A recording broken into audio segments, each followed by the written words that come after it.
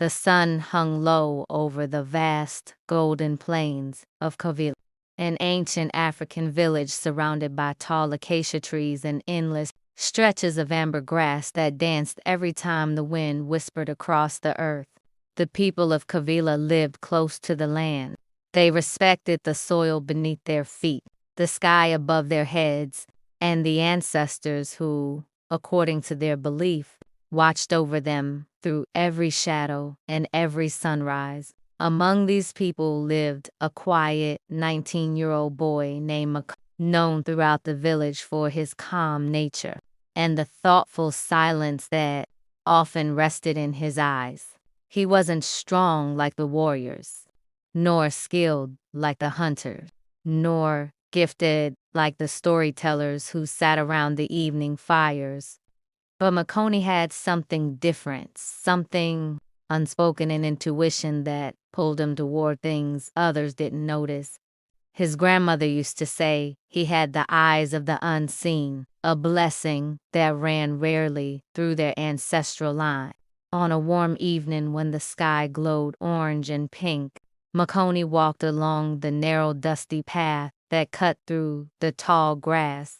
Children ran past him, laughing as they chased one another with carved wooden toys. Women carried clay pots on their heads, their colorful wraps swaying like bright birds in the fading sunlight. Smoke from cooking fires rose into the sky, carrying the scent of roasted maize and herbs.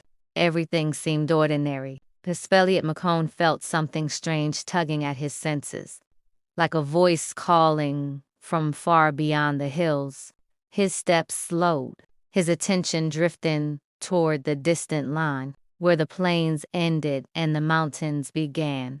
For years, the elders had warned never to wander beyond those mountains, for strange shadows lived there, spirits, perhaps, or creatures that even the bravest hunters feared. But that evening, Makoni couldn't shake the feeling that something from beyond the mountains was watching him. As night fell, the village gathered around the central fire, the flames crackling and sending sparks dancing toward the dark sky. Old Nanajora, the village storyteller, lifted his carved staff and began recounting ancient tales.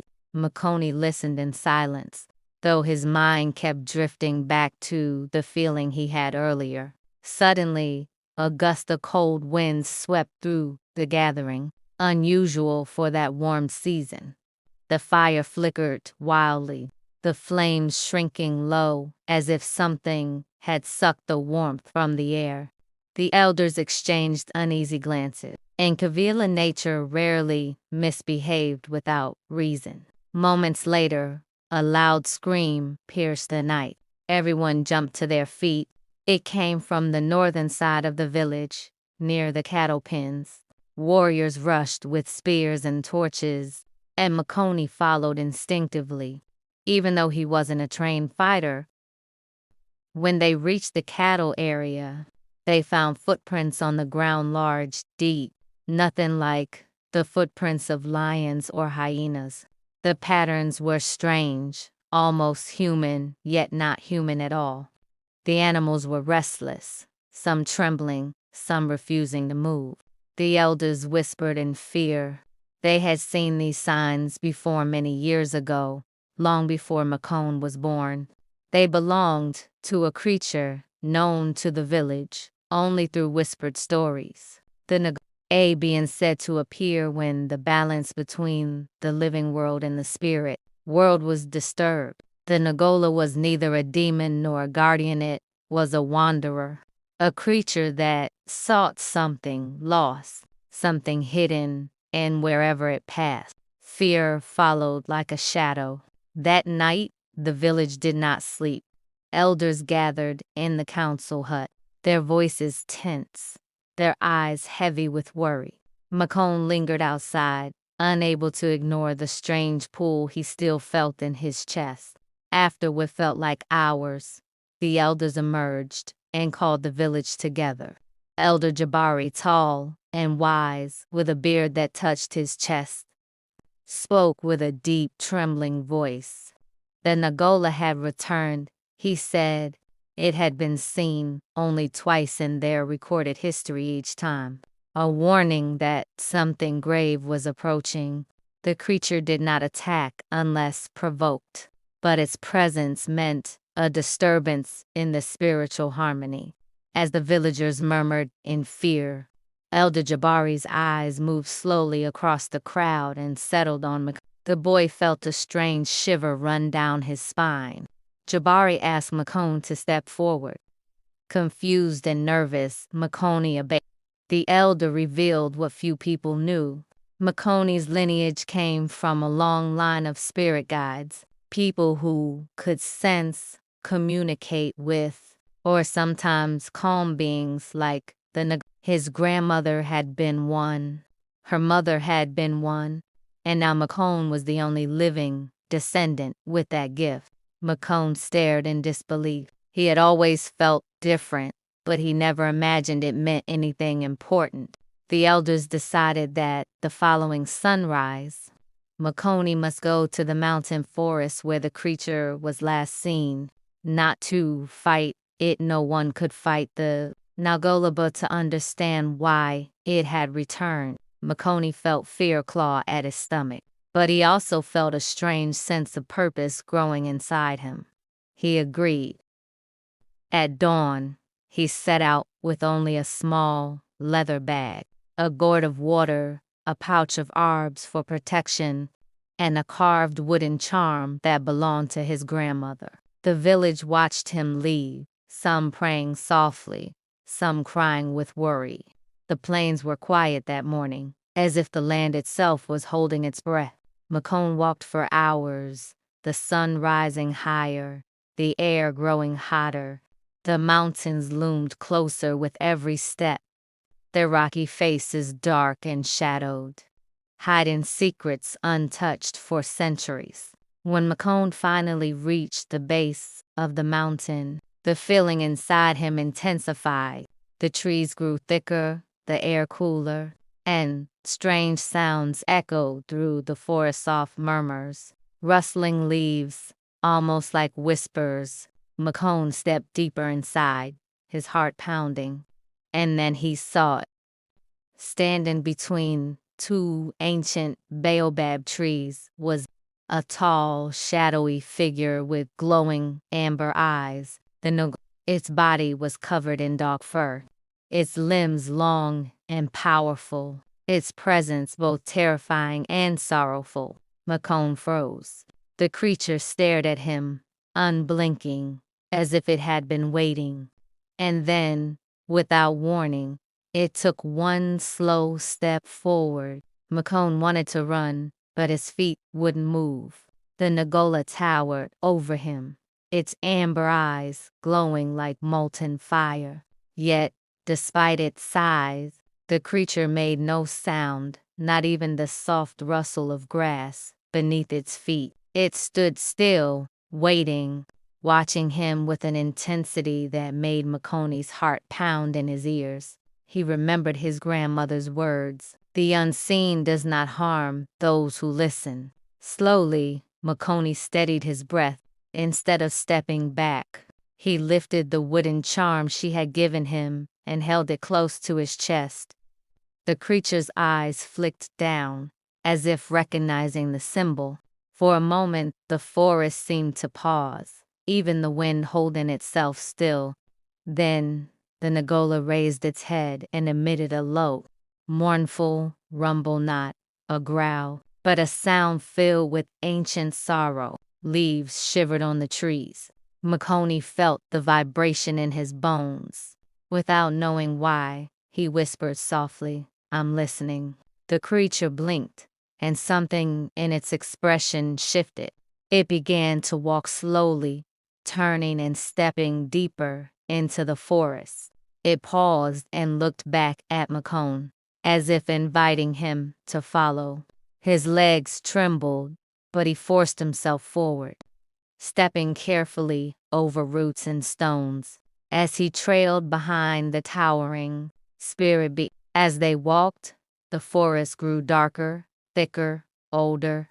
Strange markings began appearing on the tree spirals' circles, symbols carved by hands that existed long before his ancestors. The air grew colder, filled with the scent of moss and ancient earth. Makoni felt as if he was walking through time, guided by a creature that belonged to another world. Eventually, they reached a clearing illuminated by a pale blue light. At its center stood a massive stone, cracked down the middle, pulsing faintly with energy. The Nagola stopped before it, placing its clawed hand gently on the stone. A deep sorrow radiated from the creature, almost like grief. Makoni stepped closer, his curiosity overpowering his fear. He touched the stone, and a shock of cold shot through his arm. His mind flooded with images, flashes of the past. He saw an ancient village, much older than he saw people who looked like the ancestors of his people, performing rituals around this very stone. He saw another Nagola, smaller, younger, standing beside a spirit guide. They shared a bond, a connection between the human world and the spirit world. But then came a dark time, a great drought, hunger, people desperate for survival. Someone struck the stone in anger, splitting it. The spiritual balance shattered. The young Nagola lost its home, its purpose, its family. And ever since, the creature wandered lonely, lost, searching for the missing piece of what was broken. Makoni staggered back from the vision. Over. The Nagola watched him silently. It wasn't a monster. It wasn't here to harm anyone. It was mourning. It was calling out for help. Makoni touched the wooden charm again, suddenly understanding why he was chosen. His lineage wasn't about power. It was about healing the connection that had been broken. He knelt beside the stone and placed the charm into the crack.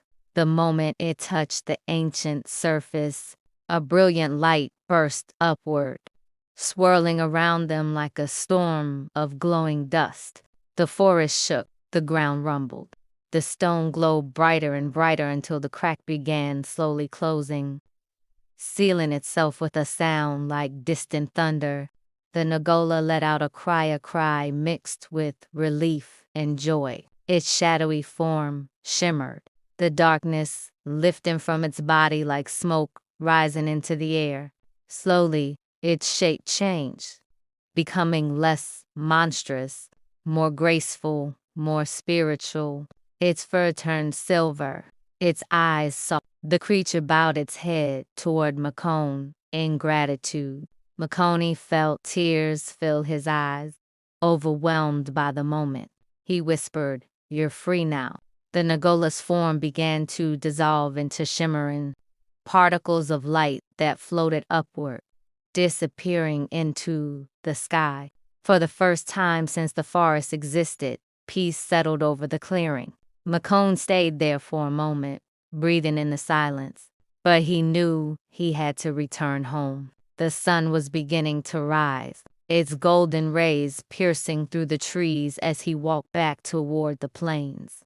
The journey felt shorter now, as if the land itself guided him. When he reached the edge of the village, he found the people gathered, worried, afraid of what news he would bring. But when they saw him walking calmly, something in their faces shifted. The elders approached him first, their eyes wide with questions. Makoni simply said, "The Nagola is gone, and the balance is restored." The villagers erupted into relief and joy. Children ran to him. Women cried. Men patted his shoulders proudly. Elder Jabari placed a hand on Makoni's head and whispered, "Your ancestors would be proud." That night, under the stars, the village celebrated. Drums echoed through the plains. Fires burned bright. Makoni sat quietly among them, feeling lighter than he ever had before. He didn't see himself as a hero. He simply followed what his heart guided him to. But for the first time in his life, he understood his purpose. The gift he once feared was now something he embraced. As the celebration continued, Makoni looked toward the mountains. For a brief moment, he saw a faint silver glow rising from the forest, peaceful, like a final goodbye. He smiled. Then the Gola spirit was finally home. And as the village of Kavila slept peacefully that night, the wind carried a new whisper across the plains, not one of fear or warning, but one of harmony restored. The ancestors were watching, the spirits were calm, and the young boy had grown into a guardian of his people's legacy.